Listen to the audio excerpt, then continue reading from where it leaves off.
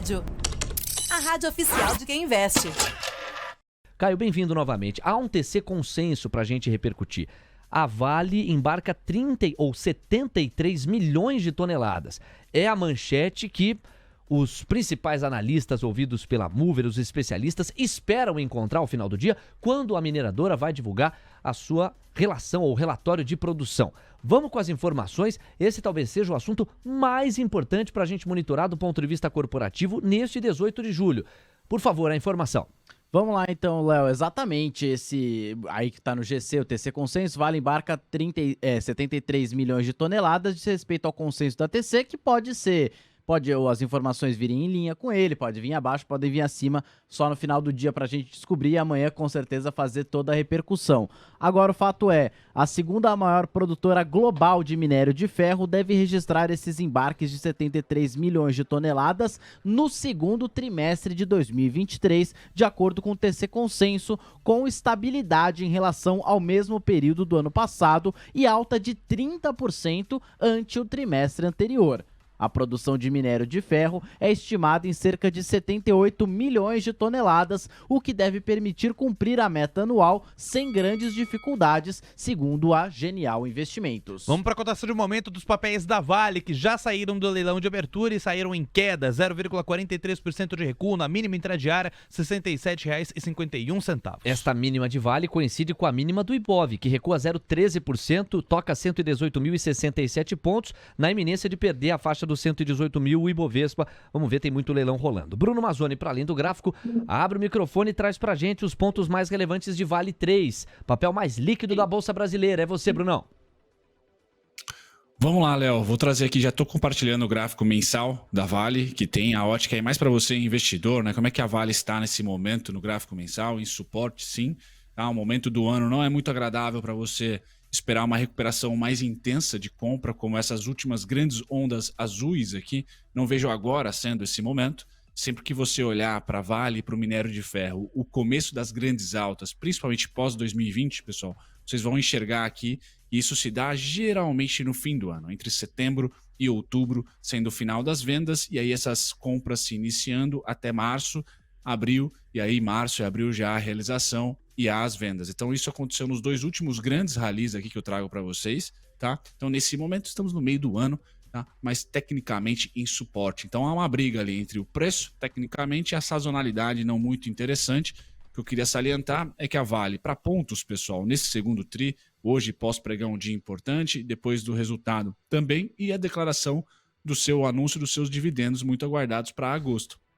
Eu acredito que ela segura entre 64, 32, 65 e 9, que são os suportes atuais, até porque ela tem essa característica de frustrar aqui meses vendedores. Foi assim nesse mês, esse é um gráfico mensal, foi assim nesse mês bem vendedor, mês seguinte bem comprador azul, tá? E a mesma coisa a gente pode colocar aqui algum tempo atrás, tá? Mês vendedor e depois uma sequência de compras. Então acredito sim que esse azulzinho aqui vai conseguir superar a máxima do mês anterior. Vale tem alvos para mim nesse segundo/terceiro tri. Léo, 71 e 74, 74 e 81 são os principais alvos da Vale. Agora, paciência, vai ser de escadinha, pessoal, talvez o resultado não venha muito interessante para a Vale, mas acho que dividendos, tá? E pós-resultado com esse minério a 114, 113, deve carregar a Vale para pelo menos 71, Léo. Só cortou um pouquinho, a gente tem uma pena, uma instabilidade no final. Deve carregar a Vale para 70 aí? 71 e 74. Boa! Garotinho! Boa, Brunão! Ó, atenção, hein? Nós já temos 650 likes consolidados. Brasil! Bora para os 747 likes para que nós cheguemos a 700. Marca importante. E aí a marcha dos 1000 tá cada vez mais encorpada. Obrigado pelo seu carinho, pela sua audiência, pelo seu respeito. Hoje tem o retorno de Jefferson Latos na faixa das 11 da manhã. Tá de volta o nosso campeão para tabelar aqui ao vivo no seu Expresso. E ainda hoje, as expectativas em torno turno dos comentários tecnológicos de Omar Ajami e Guilherme Cunha de volta em instantes para continuar, entre outras questões, nos comentários do Mercado à Vista, no Pique do Moleque Doido e muito mais para você. A melhor cobertura tá aqui, valeu por escolher a gente. 10 horas 7 minutos, atenção Caio, Japão suspende importação de frangos de Santa Catarina. Olha, os frigoríficos têm entrado no radar, é noticioso já há algum tempo, em função de, hora mais, hora menos, preocupação com a chamada gripe aviária. E algumas das principais instituições que monitoram saúde pública, os órgãos sanitários, têm demonstrado desconfiança e pé atrás até que tudo isso seja resolvido e se dissipe o risco de alastramento da gripe aviária. É um pouco nesse contexto que vem esta evidência, um pouco ou muito. Pois não, Caio? É muito, Léo. Realmente, de fato, como você pontuou, o Japão suspendeu a importação de produtos avícolas de Santa Catarina após a confirmação de caso de gripe aviária em uma ave de produção de subsistência no município de Maracajá no último dia 15. Antes, o Japão já havia embargado importações do Espírito Santo devido a um caso similar. Foi o segundo, portanto, segundo a apuração do Estadão. Vamos para as duas principais exportadoras de frango do Brasil, JBS e Brasil Foods. BRFS3 está caindo 0,12%, R$ 8,65, e JBSS3 em queda de 0,21%, mas na máxima intradiária, em R$ 18,71. Pois não, Brunão, você com a voz e com o gráfico. Vamos lá, Léo. Dentre BRF e JBS, eu tô posicionado em JBS, então aqui é disclaimer, é sócio-torcedor, prefiro JBS por características até de diversificação de receita. A BRF é muito mais avino, muito mais frangos do que qualquer outro tipo de proteína, então prefiro ficar em JBS, mas sim, no curto prazo, o primeiro gráfico que eu compartilho com vocês é da JBS, um grandíssimo pepino aqui, porque tem notícia envolvendo compra de Braskem ou não, azeitamento ou não com a Previ, governo, governança. Então, JBS é aquele eterno problema de governança. Investir em frigorífico, o Gui fala muito, não é brincadeira. Por isso, até acho que ele prefere a Marfrig, que é a mais limpa. Embora a Marfrig tenha comprado boa parte da posição Molina, ali 30 e poucos por cento, da BR Foods. Então, de maneira geral, você quer sair fora do cenário corporativo do G, do ESG, que é governança, vá para a Minerva, né, que é mais quietinha ali e que você não vai ter muitos pepinos na governança. Notícia ruim, curto prazo faz preço, pessoal, porém, eu estou muito otimista com frigoríficos, por uma tese mais macro do que o micro, que é o resultado que vai vir agora do segundo TRI. A tese macro é o seguinte: China sai de uma indústria, de um país industrial, para um país de consumo, um país que vai consumir muita proteína e de diversificação do consumo de proteínas. E os frigoríficos são os mais impactados positivamente. Então, acho que os frigoríficos serão a nova Vale do próximo crescimento chinês, porque vai ser mais demanda por consumo ali. Então, eu acredito que sim, vai ser um bom investimento para o médio prazo, mas no curtíssimo notícia impacta. Na JBS, pessoal, a variação aqui dos 16,94 aos 19,97, 21 e 28 deve ser aguardada aí para o segundo TRI, segundo TRI. E quando a gente olha para a BRF, colocar o gráfico para vocês aqui, é mais complexa. Pós-follow-on de R$ 9,00, Faria Lima vai lá e empurra o preço abaixo do follow-on, clássico, tá? E esse deve ser o preço trava. Então, a BRF, pessoal, dificilmente no curtíssimo prazo vai ter facilidade de negociar acima dos 9. Então, você, investidor da BRF, teria ali um preço teto em R$ 9,00, tudo abaixo você tenta fazer alguns aportes. Eu tenho suporte em 7,97, 8,15 e os principais são 7,15, 6,82, para o otimismo ser R$ 10,66, Léo. 10 horas 11 minutos. Direto para o nosso terceiro destaque corporativo. Prio, olha aí as Junior Royals, sobre as quais eu prometi que a gente falaria. Prio inicia produção em Novo Campo. Caio Melo. A maior petroleira independente do Brasil iniciou produção do poço ODP-5 do Campo de Frade, inicialmente com cerca de 8.000 barris de óleo por dia, superando assim a marca de 100.000 barris por dia. A empresa disse que o poço foi antecipado em quase um ano frente ao planejado. Prio 3 subindo 2,5%, R$ 43,05. E aí, maestro Bruno? Léo, Prio é a melhor small cap da B3, uma das melhores small caps, se não a melhor. Então é consenso da Faria Lima, ela que vai surfar o Brasil, a balança comercial brasileira, ganhar cada vez mais óleo cru como exportação. Então a Prio ganha muito esse mercado. 3R, PetroRecôncavo, Enalta ficam atrás. Então a Prio é consenso, pessoal. É a Equatorial, a EQTL3 do setor de petróleo. Então o que a gente tem que olhar como investidor? Parabéns para você que investe na companhia. É uma companhia interessante para você, investidor, embora não pague dividendos. Então saiba sempre, né, remunerar o seu capital investido ali com algumas vendas pontuais. E a volatilidade da Prio, pessoal, de 30%. Prio caiu 30% com esse plano de crescimento mais eficiência, tá? O lifting cost, o custo de extração do petróleo da Prio é muito interessante e há crescimento, enquanto que as outras Junior Oil só estão azeitando o custo da produção, não há um crescimento robusto como a Prio entrega. Então, o Wahoo e companhia, Prio, pessoal, abre alvo com rompimento de máxima em R$ 52,78. O único suporte deixado para você, trader, tá? Ficou lá embaixo. Ela ficou em R$ 38,21. Então, R$ 38,21, a oportunidade ali para traders, para o investidor, 30% de queda, raspe tudo, porque a tendência é de alta, e o alvo é 52,78, Léo.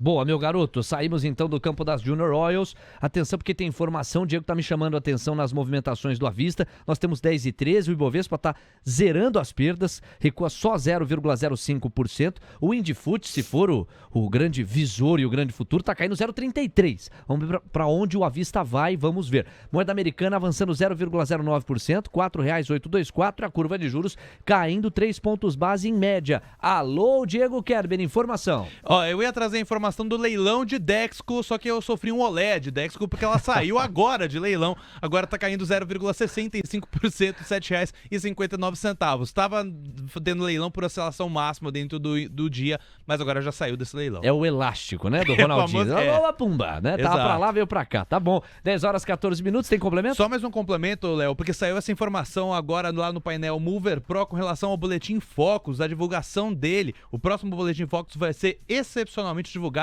no dia 25 de julho, às 8h30 da manhã, por conta da Copa do Mundo Feminina de Futebol.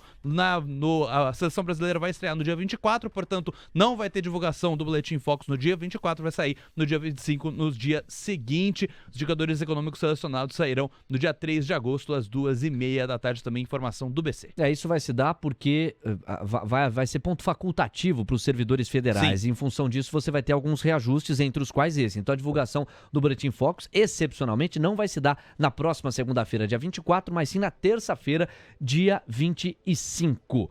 Bom, pessoal, é o seguinte, nós vamos fazer assim, ó. Temos ainda os destaques aqui, o repórter Caio Melo vai falar sobre Nubank. Aliás, foi uma menção explícita que o ministro da Fazenda fez ao Banco Digital na tentativa de sensibilizar a instituição a aderir ao programa Desenrola. Nós vamos falar também, ó, balanços do pré-mercado superam consenso. Que balanços? O Caio traz um compilado que vai do Bank of America ao Morgan Stanley, entre outros destaques e highlights. São os próximos 2 pontos. E aí, na sequência, nós fazemos a abertura tradicional do mercado à vista. Não sem antes contemplar dado de agenda que acaba de pintar e o Diego Kerber monitora. Pois não, Diego? Vamos lá, então. Produção industrial nos Estados Unidos saiu, Léo, e caiu 0,5% na base mensal em junho. O consenso era que ficasse no 0-0. Então, mais uma leitura da economia americana apontando para uma queda, quem sabe indicando uma recessão nos Estados Unidos. Já na variação anual, a produção industrial americana caiu 0,40% em junho, bem diferente do consenso que esperava uma alta de 1,10%. Ou seja, todos os dados que saíram no dia de hoje lá nos Estados Unidos, vendas no varejo e produção industrial, vieram abaixo do esperado. Não é possível, com senso de proporção, dizer que esses dados indicam uma recessão, mas é possível dizer que eles podem abrir um filme que, caso encorpado por mais evidências frustrantes no que diz respeito aos consensos, aí sim podendo desembocar num cenário recessivo. E a gente vai monitorar de perto. Portanto, o Diego faz um bom compilado. Os 2 dados mais esperados de atividade nos Estados Unidos a serem divulgados hoje sugerem fraqueza da atividade econômica, como há muito não se via. Nós tínhamos um ou outro dado com menos fôlego, mas a tese maior era o Never Bet Against America, nunca aposte contra os Estados Unidos. A atividade americana é resiliente e, a despeito de um ciclo mais estressante da subida de juros dos últimos 40 anos, a economia ia indo muito bem, obrigado. Bom, ela segue indo muito bem na fotografia geral, mas começam a chegar algumas peças que podem, se encorpadas com outras evidências, sugerir um cenário mais recessivo, que por enquanto não está no radar. Inclusive, o repórter Caio Melo abriu os trabalhos aqui do Giro de Notícias mais cedo, falando de uma revisão baixista na perspectiva recessiva americana, com base no que o economista-chefe do Goldman Sachs acabou sugerindo no seu trabalho de fôlego de análise e de pesquisa. Inclusive, em termos de variação percentual, as chances de uma recessão no horizonte dos próximos 12 meses saíram de 25% para 20%. Agora, convenhamos, foi um relatório feito antes dessas duas evidências e antes das outras evidências que ainda virão. São 10h17. Diego chamando para complemento. Pois não, Diego? Exatamente. Vou trazer a reação do mercado americano, Perfeito. que na verdade é basicamente nula, tá? Teve pouca reação no mercado americano. O Dow Jones Futuro tá agora caindo 0,10%, 34.730 pontos. O S&P Futuro recua 0,13% a 4.548 pontos. E o Nasdaq Futuro tem queda de 0,19% a 15.810 pontos. O que teve alteração foi o DXY.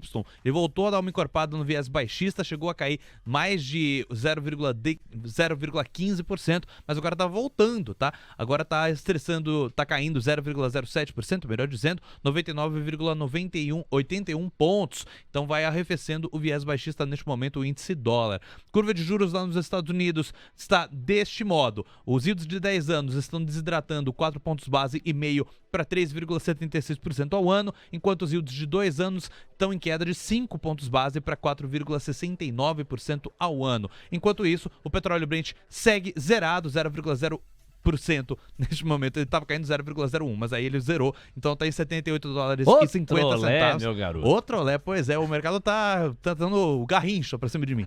E o WTI tá caindo 0,05%, $74,11. Por isso que você deve ser como o Gil, o melhor do Brasil é o Gil zagueirão do Timão, e aí você enfrenta os dribles. Exato. Melhor do Brasil nos gramados e nos estacionamentos também. 10h19, porque a partir de agora tem Caio Melo falando pra gente do Palácio do Planalto, porque o governo está lamentando a ausência do Nubank no Desenrola. Faz tempo que a gente não fala de Nubank aqui no Giro Corporativo. Hoje tem gráfico do Brunão e o racional do mestre a respeito do Banco Digital. Caio Melo. Vamos lá, Léo. Segundo o jornalista Lauro Jardim, do jornal O Globo, o Palácio do Planalto teria lamentado a ausência do maior banco puramente digital do mundo na estreia do programa de renegociação de dívidas do governo federal, o Desenrola. O prazo para adesão dos bancos é dia 27. Banco do Brasil, Caixa, Bradesco, Itaú, Santander e PicPay já aderiram. Vamos então para a cotação de momento dos BDRs de Nubank. No BR33 estão subindo 0,96%, R$ 6,30. E lá no mercado americano, no pré-mercado, melhor dizendo, eles também vão se movimentando. Papéis de Nubank estão no 0 a 0. Olha a borboleta que o Brunão traça no glorioso gráfico de NuBR33.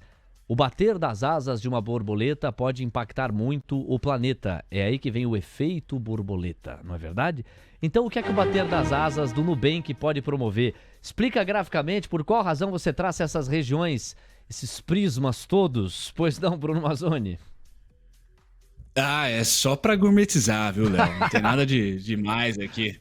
Nesses triângulos. Eu em 2000 e bolinha, acho que 2015, 16, eu tive um mentor gringo chamado Larry Pesavento. Quem gostar de gráfico aí, baita de um cara e aparentemente baita de um trader também. Fiz uma mentoria com ele e ele tinha lá padrões harmônicos, né? Então quem gosta de gráfico, gosta de padrão harmônico, gosta de Fibonacci, coisas que acontecem na natureza, não só nas oscilações de preço, fica desenhando esses triângulos para lá e para cá.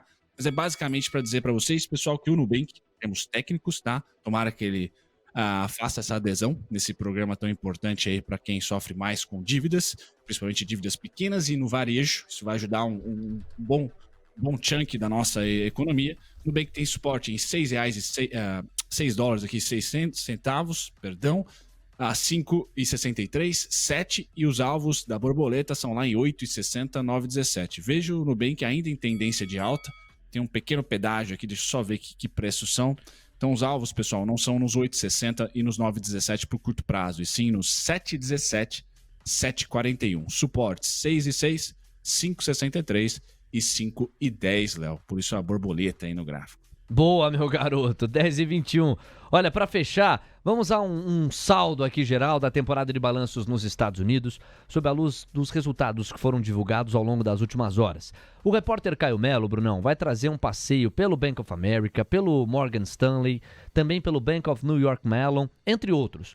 E aí você fica tranquilo e elenca desses papéis todos aqui, qual que é o mais interessante para aprofundar. Vamos lá, Caio, você primeiro.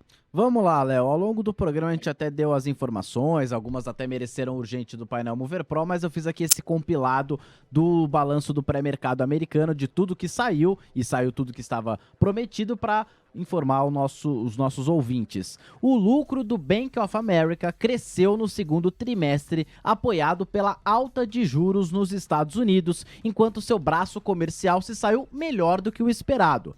O banco, juntamente com os rivais JP Morgan e Wells Fargo, obteve um ganho inesperado ao cobrar dos clientes taxas de juros mais altas, uma vez que o Federal Reserve aumentou os custos dos empréstimos em um esforço para controlar a inflação norte-americana persistente.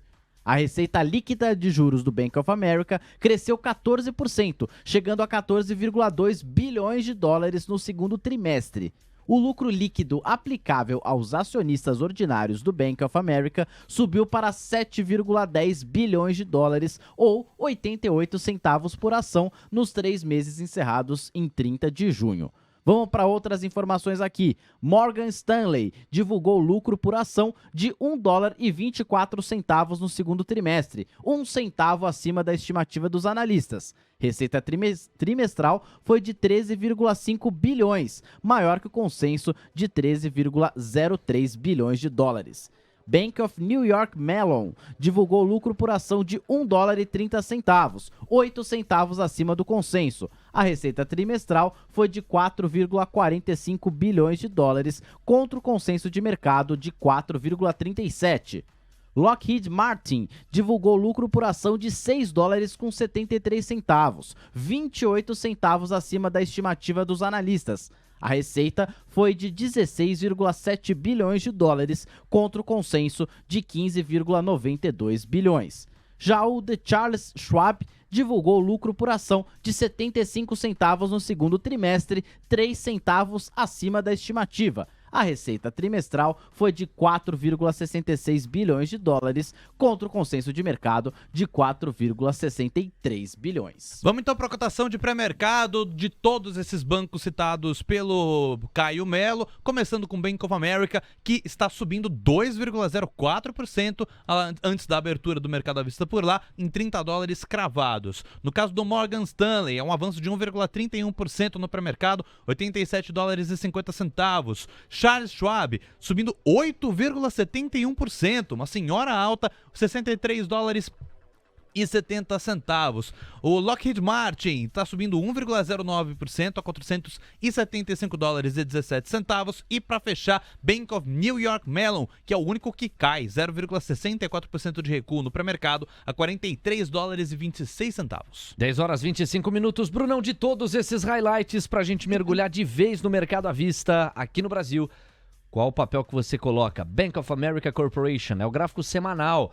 Olha aí, o Brunão com o graficão e a opinião, pois não? Vamos lá, Léo. Eu gosto do setor financeiro de maneira norte-americana e brasileira. Talvez um pouco do Canadá, quem gosta da Bolsa de Ontário, com N. Interessante, alguns bancos canadenses ali, ver a exposição desses bancos com as hipotecas residenciais. Acho que o setor financeiro está bem distribuído a depender do país que você queira investir.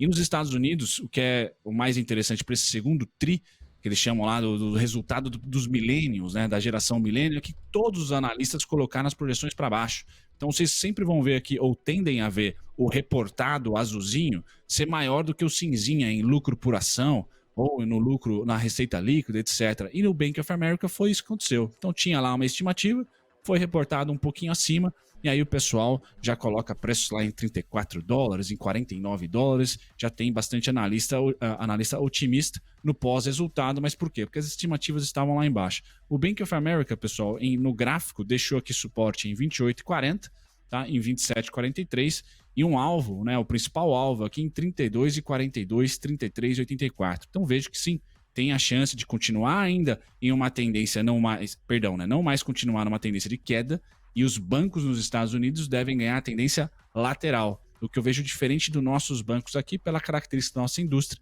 Então, nossos bancos tendem a ter tendência de alta. Um argumento que eu posso colocar para vocês aqui, o Diegão falou de vários bancos pequenininhos, Charles Schwab, que é pequeno entre aspas, né? São vários outros bancos nos Estados Unidos, lá são mais de 3 mil bancos, né? Então a indústria lá é totalmente diferente da nossa aqui, por isso que eu acho que lá fica lateral e aqui sobe, por uma consolidação que nós temos aqui da indústria bancária.